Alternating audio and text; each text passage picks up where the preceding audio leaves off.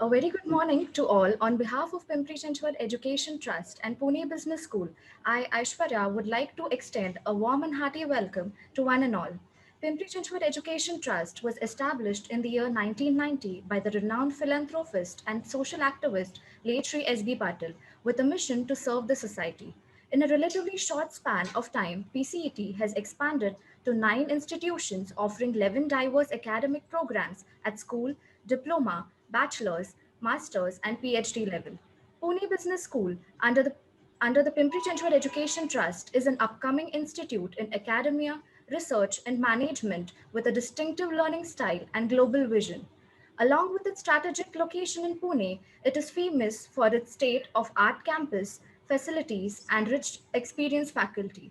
We at PBS have come up with masterclass series where we will be interacting with leading corporate personalities across various domains from corporate India who will guide, motivate, and assist you to overcome various challenges for the corporate world. Today's masterclass will be conducted by our guest, Trupti Zadhav, on business communication skills. Trupti Zadhav is a computer science graduate from Morris County College, USA, and later she pursued her master's in commerce. She is an ardent educationalist who is associated with Pune's premier management institutes as soft skill and communications trainer. She is also a blogger for renowned websites like Flipkart and Amazon. She owns and runs TJ's Orators Club, an initiative to give public speaking skills to kids. In addition to this, she is a content writer and a sales head for Business Industry Reports. Apart from being a corporate trainer and motivational speaker, she is also a dedicated counselor and conducts therapy sessions.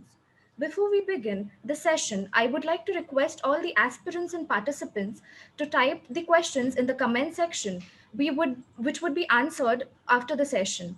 Now I request ma'am to take charge and begin the session. Over to you, ma'am. Yeah, hi, thank you. Thank you for the warm welcome and thank you for the warm introduction. So it's at the beginning, I would just want to say that this is such a beautiful initiative that your college has taken under mentorship of Dr. Rao sir, who is my mentor too. And I can see that a lot of learning is going to happen in this process where we are going to have these masterclass series. Today, I'm going to be talking on see, communication and soft skills. The sky is the limit for this. Under that, I will be picking up topics that will be elements of of communication. So today, I'll talk about public speaking skills and so on and so forth in each of my classes that I will take further. Thank you, Vishal, also for the wonderful coordination that you've done in all of these days. So as I was saying, there'll be series. So today what I want to cover is why and hows of public speaking. So I'll just go about it. I'll just take my notes and...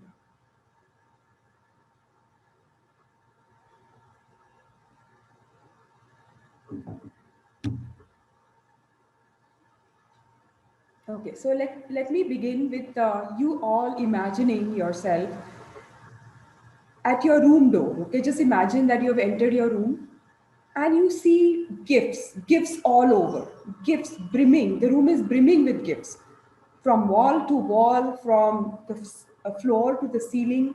You see gifts all over, beautifully wrapped gifts, gifts that are complete with a bow, with a name tag over there. Generally that we have the tag on. And there is the to and the from field. You can see when you take the gift and you see that there is your name in front of from and there is nothing in front of the to. All of these gifts that are over there, all of them, the room full of gifts, are all yours because it says your name is right there. But you just do not know what are you going to do with them and who is it for? How are you going to give it to them? And that is exactly what I'm going to tell you today. That's exactly what my entire session is going to be today. Now, all these gifts, all these beautifully wrapped gifts, which are undelivered, lying there in your room, are your talents, are the gifts within you, your talents, your acquired skills, your experiences, the intelligence, wisdom, your leadership skills, management, organizational skills, all of these skills that you've acquired, nurtured, that are innate in you. Some of you all have such innate qualities in you. All of these are there inside you, and they're all locked up inside you, and you just don't know how to reach them out, how to showcase all of these talents to the world outside. You are clueless about it. And now you're wondering how and what you are going to do about it. So the only way that you can showcase all of these gifts to the world outside are is through public speaking. You got me right. You heard me right. It is public speaking. That is the only way that you can connect with the outside world. You can engage the outside world to see these gifts that you have within you, and showcase all of these talents to them outside. um, you may have different perspectives about public speaking, and it really doesn't matter to me, because I am here to encourage you, to inspire all of you out there to take on public speaking. I want to induce this the need of public speaking in you. I want you to realize how important this is, and more importantly, I want to push your limits. Now, there could be different categories amongst you, all of you over here, who are in different, who will come in different categories. For the very beginners, or I would say somebody who's never just tried public speaking, never. I would really encourage you to at least take that step once. Go onto the stage, take the mic, and say something. Say something. Believe in yourself that you'll be able to do it. How you do it doesn't matter, really doesn't matter. For those who've never tried it, just take this one little step, go there on the stage and do it once. Now, the second category, which many of you would fall, I was also in it too, is the ones who consider yourself mediocre, average, who feels that I did it, but I'm not so good at it. I mean, what is there that I need to go and talk to the world outside? For those of you, I'm here to encourage you to bring more energy, bring more spirit, and better your skills in it, better yourself. There are so many ways you can do it. Today you have classes too. I myself run TJ's oratory classes where I inspire students, I inculcate these habits. In fact, me and my friend have just started this little initiative where we thought we should inculcate students, but this is for younger ones below 20 years age, 5 to 20 years old. So there are a lot of classes out there. In fact, MBA today recognizes this uh, importance of communication skills, and that is why business communication is a core subject. As she rightly introduced me, as I am associated with premium colleges, MBA colleges, as a soft skills and a business communications faculty. And it is very heartening to realize that since 10 years, business communication has become a core subject, has become a very important subject. So for the second category, where you think you are mediocre, you can upscale your skills. There are a lot of ways you can do it. More importantly is you need to understand, you need to realize the importance and walk that path, and things fall in place. When they say, when you really want something, the universe conspires to make you have it. And that is what realization I want to encourage the second category people to realize, that you have that potential. You just need to upscale yourself and bring in more energy and bring in more spirit to deliver better public speeches. Then the third category, some of them who are good at it, I would encourage you to step up, become a trainer, become a motivational speaker. There's so much out there. There's so many people whom you can touch their lives, whom you can inspire them. And there are so many names also. There are so many people who, say something so nicely, so smoothly, and it touches you somewhere. Oh my, yes. Then why not you? So that's the third category. So I am here to inspire all of you, whoever, on whatever level you are, to just go out there and take up this thing on public speaking. Inculcate this in you and become better speakers out there. Now, we do realize that not all of us are born speakers. Okay, so 90% of us are not born speakers. There could be some who are really innately born with this skill and do fantastic jobs. But most of us need to acquire, need to nurture the skills and upscale our skills. So for us, how do we go about it? Now, if I have to share a little bit of my journey, the first time that my mom pushed me to take up to participate in an elocution competition, I was so nervous, but the obedient kid that I was, I didn't want to say no to my mom because I generally did what she encouraged me to do. The day before, all those 2, 3 days, I used to think, oh my God, what am I going to do tomorrow? Maybe I'm going to throw up, or I might just faint over there on this stage there. What am I going to do? I mean, do I really need to do it? But then I was, I always challenge myself, even from when I was at that age in the ninth grade. And I thought I should just do it and get over it. But you see, I all of my fears didn't come true. So they are called irrational fears. There's a survey that is done. There are irrational fears which generally do not really happen. All that you fear doesn't happen on the stage. So the next day, I didn't throw up or I didn't faint on the stage. Yes, I didn't do a great job. Out of the five points that I really wanted to cover, I covered maybe just three. And out of the 4 minutes that I was supposed to be delivering, I just delivered a 3-minute speech. But that's what's fine. I had done my job. I'd gone onto the stage, and I felt I had rocked. So that was my first thing. And then when I went to college, when later in college, I realized that I wanted to do something more in this field. It had started to interest me. And I knew that I wasn't great. I wasn't really too good. I know I had mugged myself to the competition in the ninth grade. And of course, I had won a prize, which was very encouraging, but I knew that I wasn't really good at it and I needed to do something about it. I needed to work on my content. I needed to know how to make a speech. I didn't want to go there and just deliver a speech that was not open. Just a second. Yeah. If there are questions, I'll handle them at the end of the session. I can see messages coming, but I'll do it at the end, as Vishal and team rightly said. So I realized that I wanted to do better. So I found mentors. I found two teachers who were excellent in public speaking. Started meeting them. I started visiting the library. In fact, I could be found in the library for hours together. I knew I had to read more. I knew I had to extend my vocabulary. I knew I had to be powerful in my speeches, powerful in my language. So I started working on all of these cores, on all of these levels. I started meeting my teachers, and slowly, as I started getting more confident, I started participating in more of such competitions.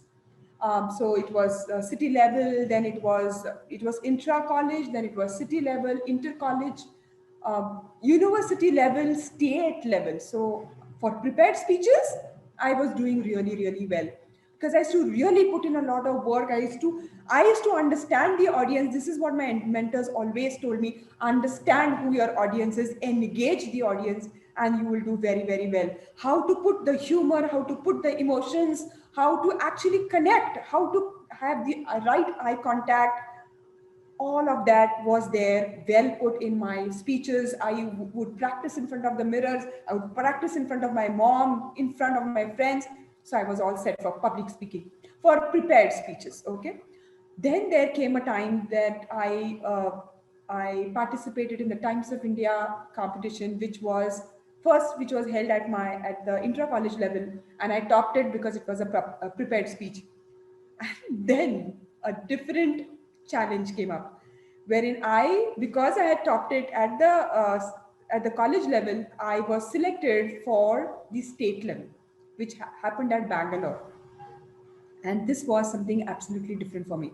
It was table topics, extemporaries that we call, wherein you are not allowed to prepare. You just go there, marshal your thoughts for a few minutes, and speak for 5 minutes.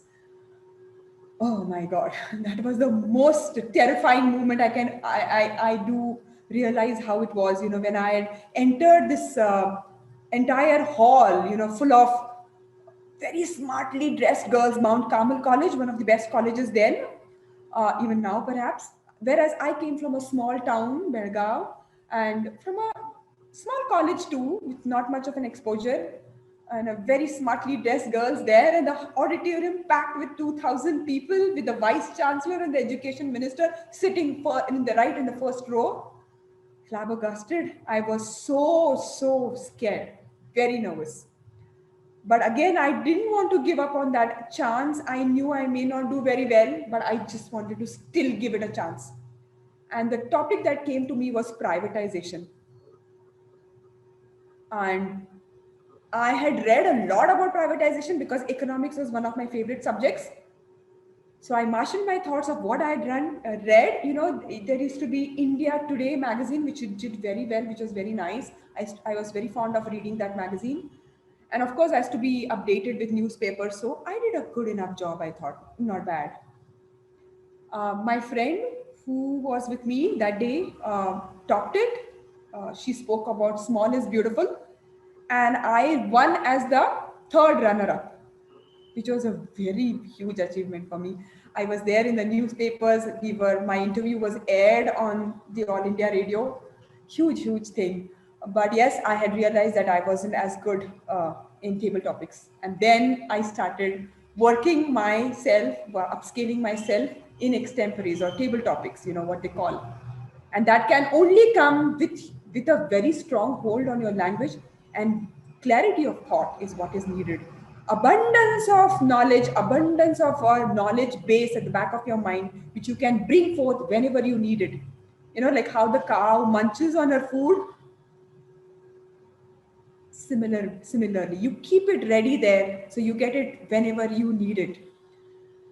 Life changed a little. I was married very early on in my age. Had a chance to go to the United States with my husband. I didn't miss out on that opportunity. I did what it could take to upskill my skills. I studied computer science. I also studied mass media and communication, and so equipped with these degrees, I came back to India, and I used the infrastructure of the United States like I was, waiting for it, very hungry for it. So the libraries, the librarians, everybody knew me by my first name because I would be there reading all of those books over there, especially Robin Cook, my favorite author. I read him all completely.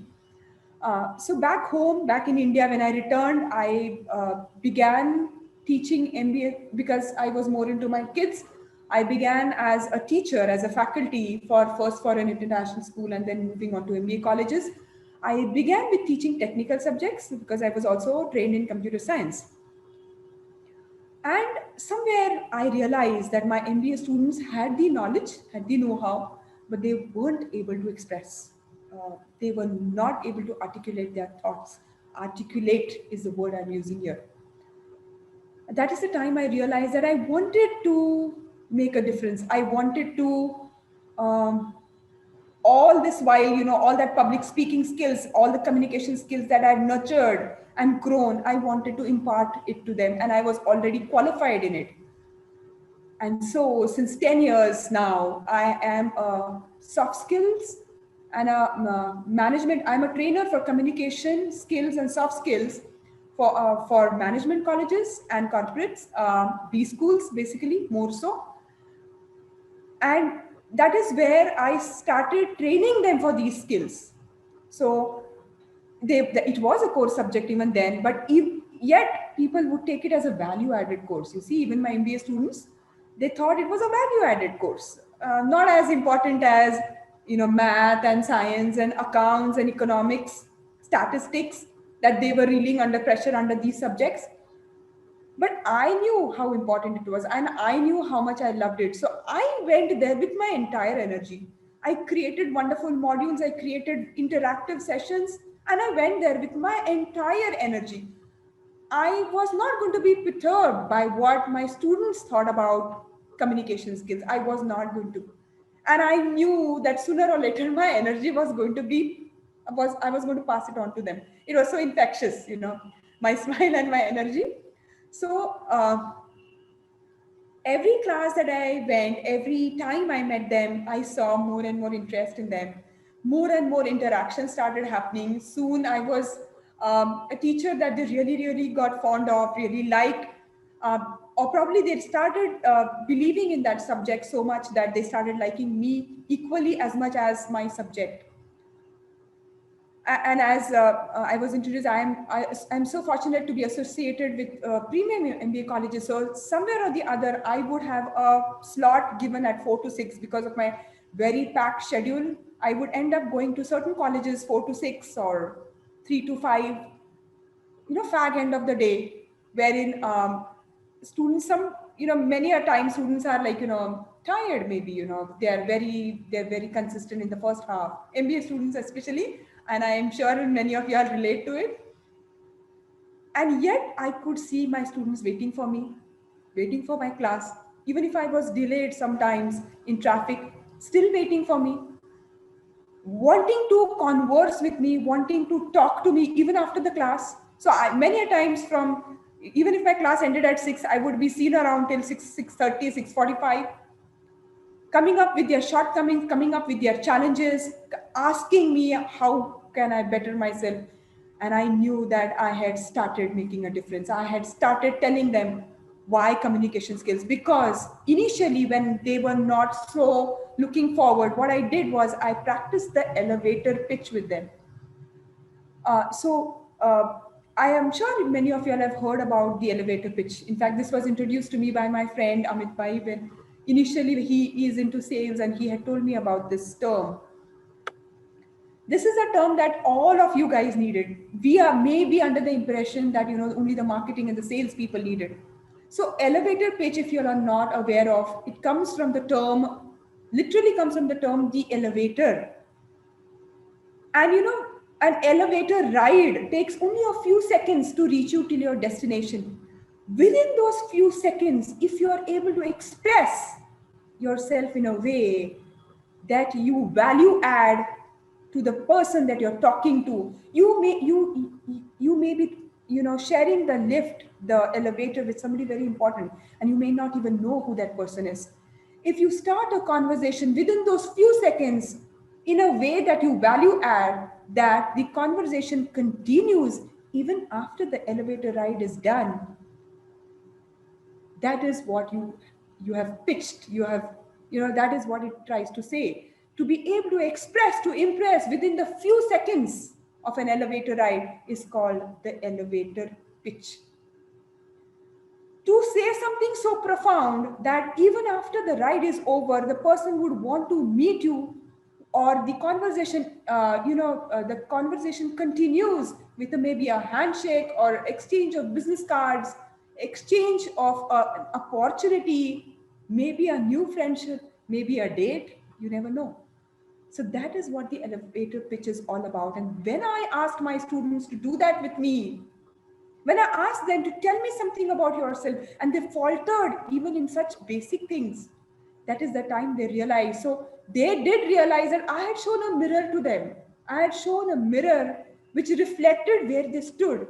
And that is how they learned that what was very important for them was to be able, that the only thing that would help them showcase their talents, do well in interviews, was if they picked on or they learned how to communicate in the right way, at the right time, and at the right place, how to crack interviews, how to engage audiences, how to make a fantastic resume, how to make a fantastic video resume, how to make a powerful LinkedIn profile. It was all part of the curriculum. How to conduct group discussions, how to be a part of a group discussion. I started telling her it is not aggressiveness that will make you win in a group discussion. It is about your leadership qualities, your teamwork, how you encourage your team, how you value someone else's opinion, how you are a good listener. All of these are important aspects of communication, and I will be taking them as and how I move ahead. So after public speaking, what are the elements of today? I'm just going to stress upon why and how, little bit of how, but eventually I'll stress more on the hows of public speaking. So this is how my journey with MBA students and management colleges, B schools began. And soon I had all of them really geared up and doing very well. And it is very heartening that all of my students are still in touch with me, doing well in their lives, found out their core companies doing well there. And they always remember, the first day that they attended my class, and how when they didn't think that public speaking or communication was very important, how it really mattered. And as I keep saying, 85, please understand this very carefully. In fact, I wanted to ask you, what do you understand by this? 85% of your financial success, okay, so let me repeat, and this is a survey, okay, a whole lot of a survey is done on this code. 85% of your financial success is because of your communication skills, your personality, your attitude, your negotiation skills, and shockingly, only 15% is because of your technical skills. I repeat again, 85% of your financial success is because of your communication skills, your personality, your attitude, your negotiation, your leadership qualities, and only 15%, shockingly, only 15% because of your technical skills. All our life we have studied for our exams. Technical is that, you know, done well in our academics, which is good, which is good. If we are in India and we give a lot of weightage to academics and qualifications, I'm not saying you can ignore it. I am just not saying you can ignore it. Yes, studying regularly, doing well in your exams gives you consistency, um, builds in sincerity, dedication, persistence in you, which are very good qualities to have. The corporates are looking for these qualities. But along with the academics, did you ever practice communication skills? Did we have speech and drama and communication and public speaking as a core subject during our school days? We didn't. Nowadays, yeah, I do see a difference. In fact, not nowadays, since about 8-10 years, I've been part of schools too. They have speech and drama. Many of our students, many of my MBA students coming from the different backgrounds that they had, weren't able to express themselves, and that was due to a lot of reasons. A lot of reasons. Lack of confidence was the first thing that I saw in it. Lack of confidence, lack of exposure that they had in their lives. Um, Sometimes lack of knowledge too, lack of no proper hold on a language. Now, I am not saying that communication, being good in English, is being able to communicate well. No, please understand this. Being able to communicate is to be able to say something that is very well understood by the front person, to be able to say the most negative of things in the most positive of ways. That is communication. And in fact, I encourage my students. I also teach the agri batch, specialization for agriculture. I also teach specialization in pharmaceuticals, and I encourage them to speak in their vernacular medium. If you have mastered your mother tongue, English can be functional. If you have mastered one language, the other language can be functional. But if you do not have a mastery in any language, then you have to be superior in one particular language. And English being a global language, English being a business language, it has a lot of weightage. It has a lot of weightage. And so I teach communication skills predominantly in English. But I do encourage every other language if they have mastered in it.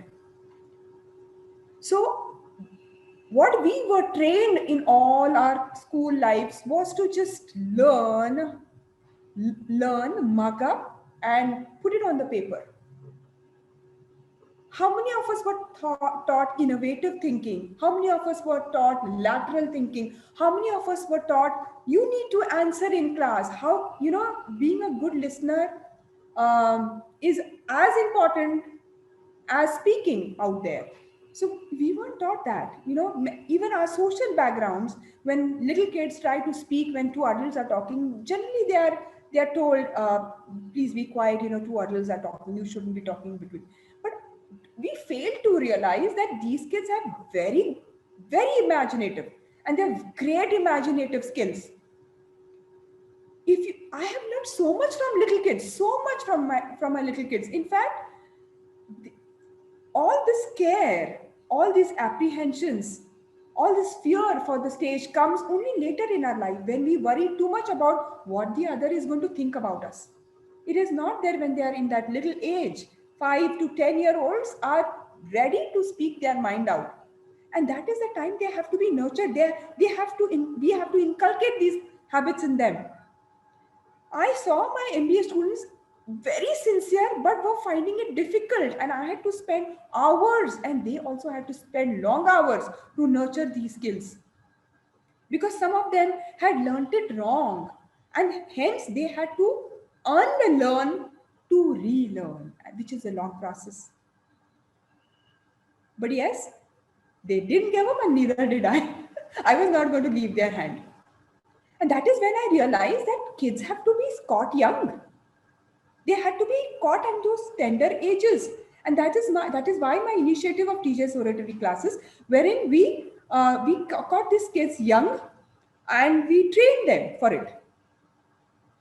We trained public speaking skills in them. We inculcated the confidence in them that they were having something very important in them to value add to the society. That's the only way, as I'm telling you, that's the only way you can showcase your talents. Otherwise, all those gifts that were there in your room, all those unpacked gifts, all beautifully wrapped, are all going to stay within you.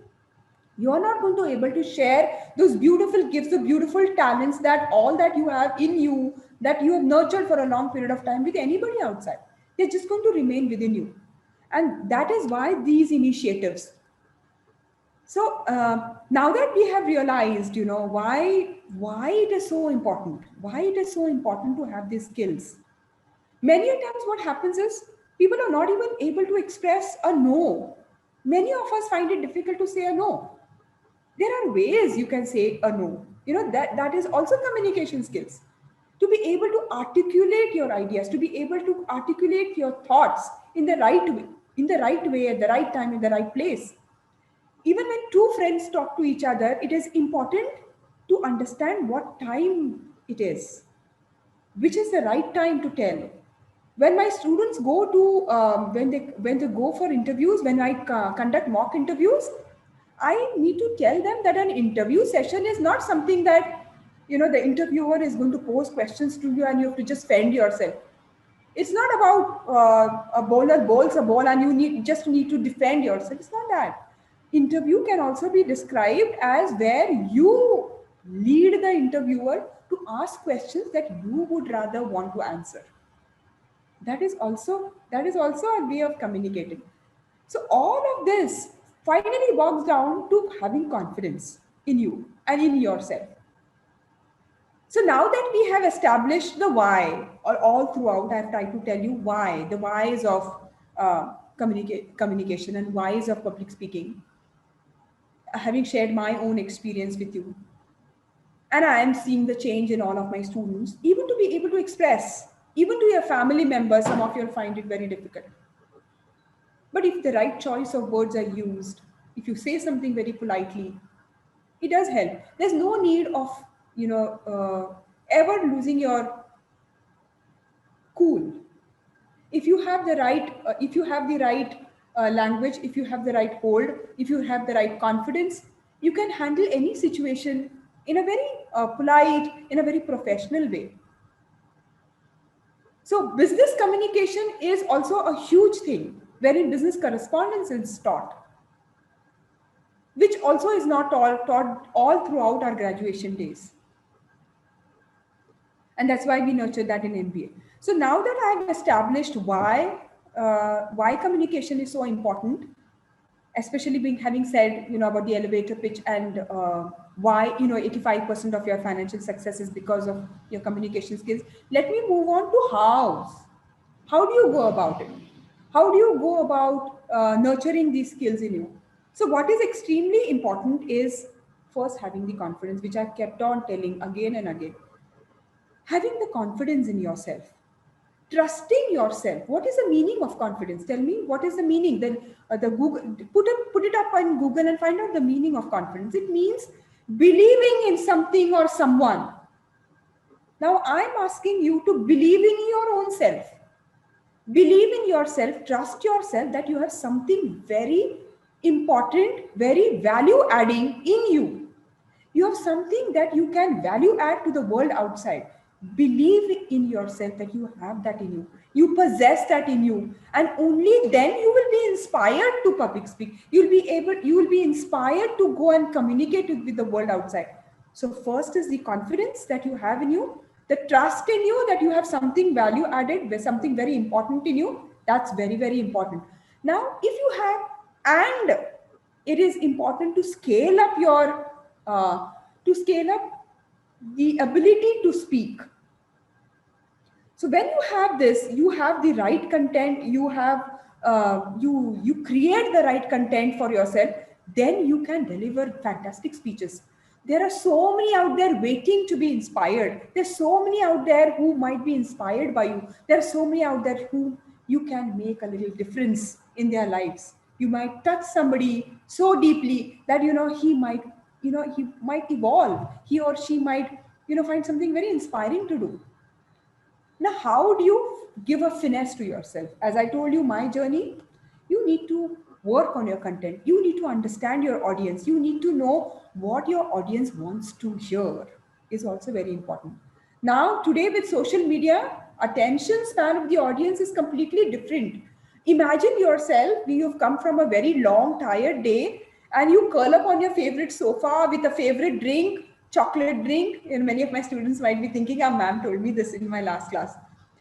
Take up a book and start reading it. A huge, big book. Robin Cook, we take up. Huge. It's a huge bound novel.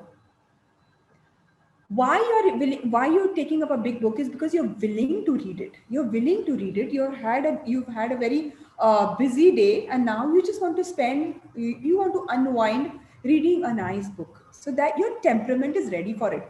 But the next day, when you are at your email and addressing so many things, or you are planning your day and you have an email there, or you read something on social media, how much is your attention span going to be that time? Your attention span is going to be bare minimum. You're not ready to, embark a journey of reading a huge fat book. So the attention span when it comes to social media is few seconds. If you're not able to engage your audience within a few seconds, you've lost that person. So that is important to understand. So first was confidence. Second was trusting yourself that you have something to value add. And the third is to understand your audience, how you can engage your audience. And also very importantly to know that when you go and public speak, your audience there is empathetic about you. It is there not to make you nervous or not to laugh on you, but many times, most of the times, the audience is very, very empathetic. I remember that despite doing very well in my prepared speeches, there came a day wherein I had gone onto the stage to speak on, I think my topic was liberalization that time, and had completely blanked out. I just stood there and nothing came to my mind. Probably maybe because my exams were approaching, I hadn't slept well. I had sleepless nights, something working on my mind.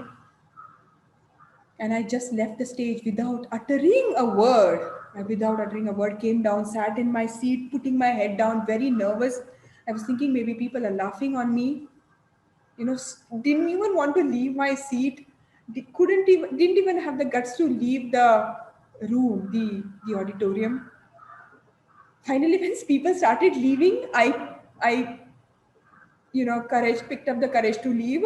And my HOD, economics HOD professor sir, he approached me and he said, "Do you know, Trupti, I came all the way to only hear you, but I do understand what happened to you. If it can happen to you, it can happen to all of us." And it was not only him, it was so many others who came, and so many of them even hugged me saying, "We do understand." And if you would have just stayed there for some more time, we were still hoping that you wouldn't leave the stage, you wouldn't leave the stage. So you see, the audience is always empathetic. Many a times you could even goof up technically. There's a lot of homework to be done before you go for a public speak. That is the fourth very important thing. Do your homework. You have to have plan A, plan B, and plan C in place. So when I go for my speeches, for my training sessions, all of my modules are there on my pen drive, are there on my phone. I even email it to the organizers over there. I carry my laptop. I also see that somebody else also there will have a laptop. I go the previous days to see if everything is running, the how the PowerPoint presentation is running, how is the seating, how many of you are going to be, how is my audience going to be there. Even yesterday I called Vishal to understand certain logistics. I also tried to understand how many people will be joining, what will be the medium of conversation. Today is my first class, so in case you all do not find English as very comfortable, all of my sessions are, थोड़ा सा Marathi and थोड़ा बहुत हिंदी में भी मैं बात करती हूँ ताकि all of you all understand well. So if you have any such kind of input, it will be very valuable to me and to the team who is organizing this. I don't have to predominantly speak in English. Yes, mostly I will be teaching in English. My conversations will be in English, but we can always switch to mediums that are better understood. So as I was saying, the fourth point was being ready with all plan A, plan B, plan C in place. Technically, you should not have anything to worry about, and yet there could be technical difficulties. I had my, you could trip on your mic, the rod in the mic maybe, or the laptop may just conk off, or something might happen, and you feel, oh my God, flustered. What am I going to do now? This happened to one of my friend who is a trainer, and she tripped over the mic wire. In the process, throwing her laptop over, and bang, it fell on the floor. And she got up, and I'm sure what must have happened to her. I could just imagine. And I was just praying, sending all my positive vibes to her. And then she composed herself and took on. And you should see the applause she got from the audience, because they knew what had happened. They were not there to put her down. No educated audience is going to be like that. And she began with a very strong start. So yes, you could falter. Yes, you could make mistakes. Yes, you could blank out. But you can still start. If it's a competition, maybe you may not win that day. But if you go without even attempting, you would have failed. At the end of the day, what you need to do is happy about yourself. That despite all the odds, I did give it a try. So that is the fourth most important thing. Also, before you go on, however accomplished a speaker you are, there are going to be butterflies in your stomach. It is very appropriate that you stand in front of a mirror and practice. Practice in front of the mirror. Have dry runs with your friends. Practice thoroughly. I'm telling you, the first opportunity after I came from the US, the first opportunity that I got to train was at the organization that I was working, and the director had told me to conduct a training workshop, because as I have been fortunate, the way I have loved my students, they have equally loved me. So I've always been a favorite among all of my students. So my director said that since you manage your classroom so well, I challenge you to take up a workshop for your peers on classroom management. And my first thought was to say no. Oh my God, so much of work to do, corrections to be done, and I don't want to do this more and more.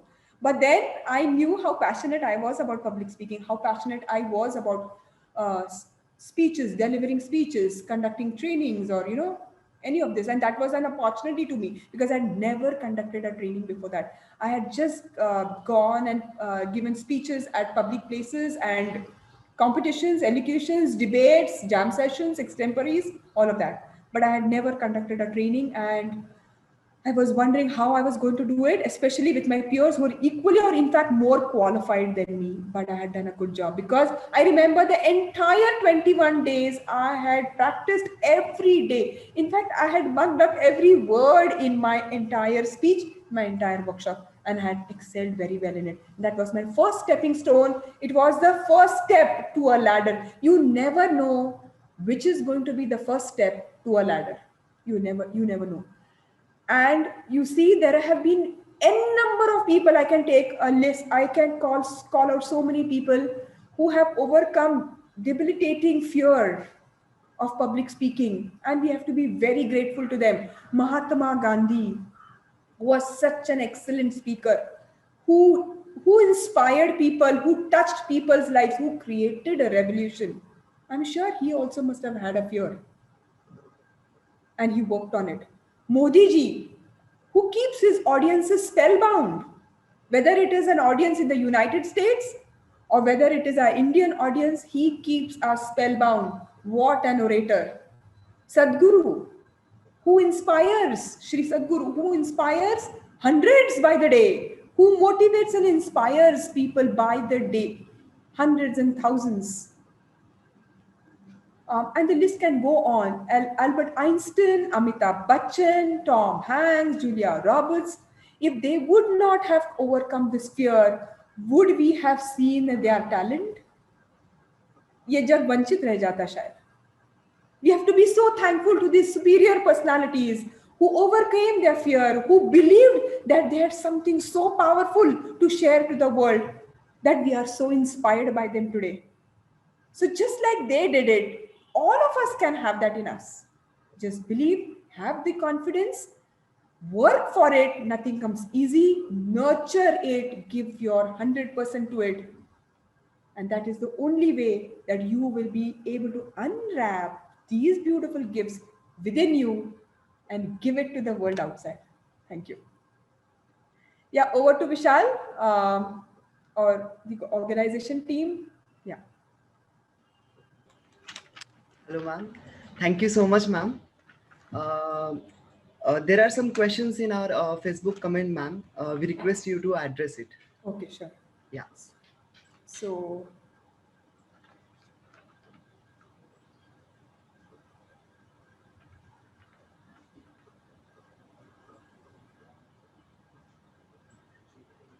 Vishal, can I just ask you to read it out instead of me, if in case you Yes, can? yes, Yeah, yes. sure.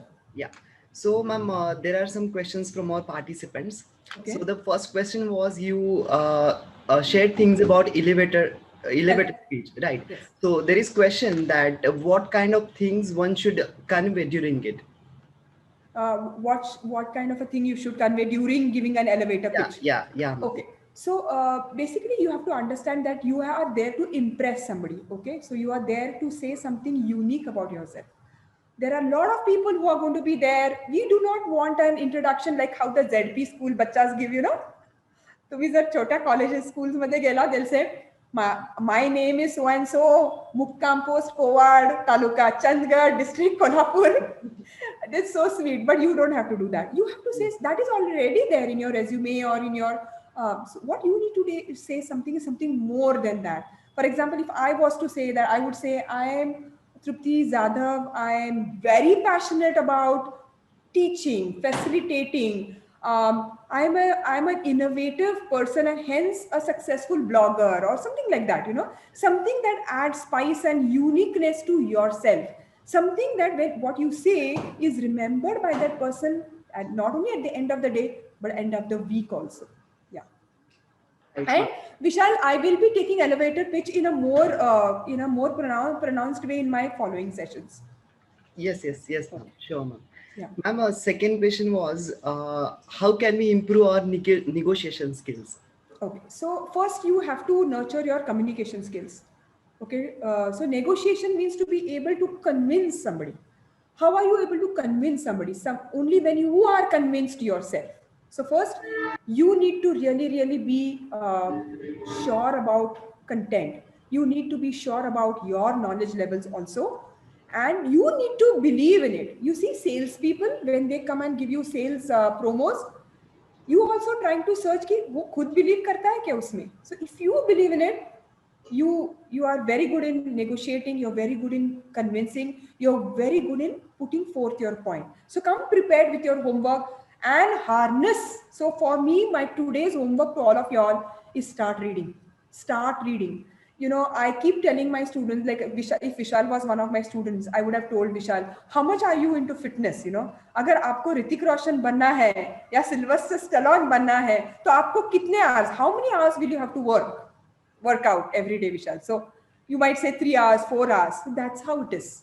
Depending upon where you are, that is the amount of time you need to spend on your reading skills. Very important. So start reading for today. And I want to hear you guys saying, I picked up this book, ma'am, and thank you for inspiring me, because you are going to thank me all your life. Okay?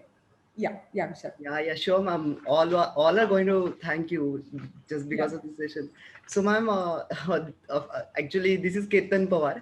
Okay. So, yeah, this question is from Vishal. Does reduction in attention span affect concentration? This is from Vishal.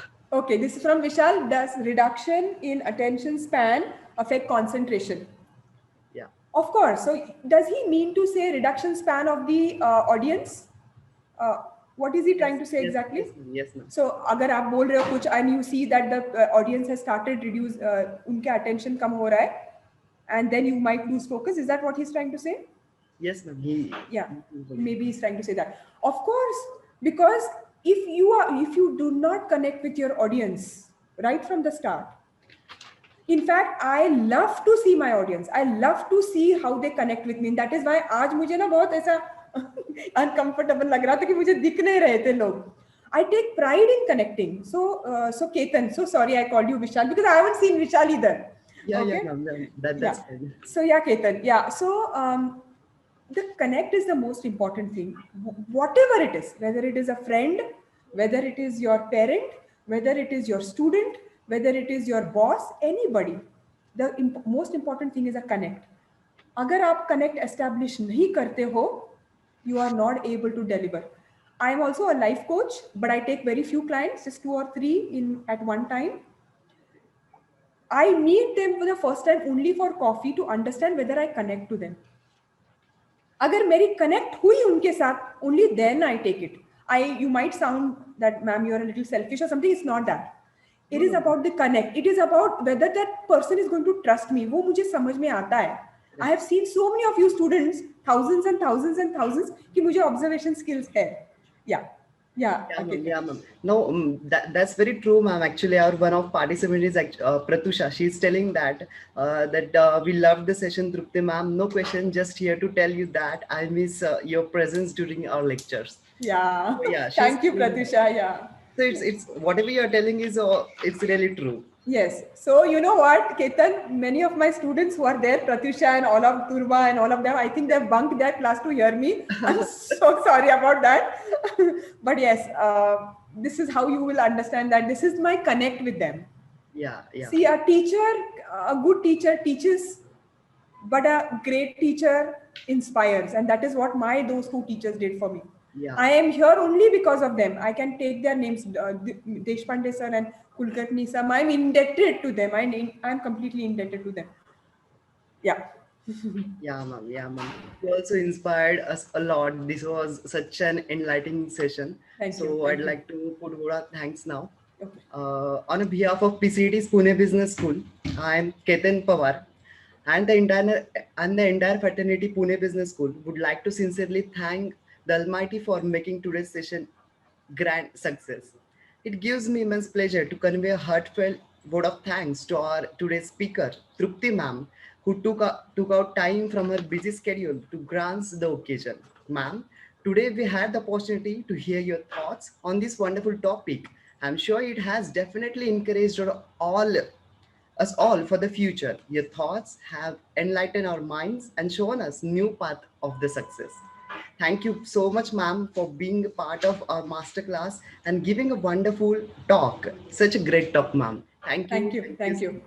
So, Ketan, I will be in touch with Vishal. I think my next session probably scheduled for Wednesday. just if you want to declare it to the people over here, and in case they, because sometimes what happens is they have very packed schedules. अगर आपको convenient लगता है तो आप बोलो, नहीं तो you will always touch base with them. Yes, ma'am. Yeah. Yeah. If to all participants, ma'am is going to have a session on a Wednesday, coming Wednesday. So be there, and I'm sure ma'am, truly going to inspire you. So Sure. thank you so much, ma'am. Thank you so much. Thank you so much. So not tomorrow's Wednesday, next week Wednesday. Okay. Yeah. Thank you for making this session. It is always a two-way. आप नहीं होते हो तो हम कुछ नहीं कर सकते. It's always a, I believe the teacher is made by the students, like Pratyusha, who was over here, or you guys eventually if you're going to be so a teacher is made by her students. So the onus is to them also. It's always a 50-50 partnership. Thank you so much. I loved it equally. Thank you so much, PCB. Wonderful. Thank you. Thank you, ma'am. Thank you. Bye.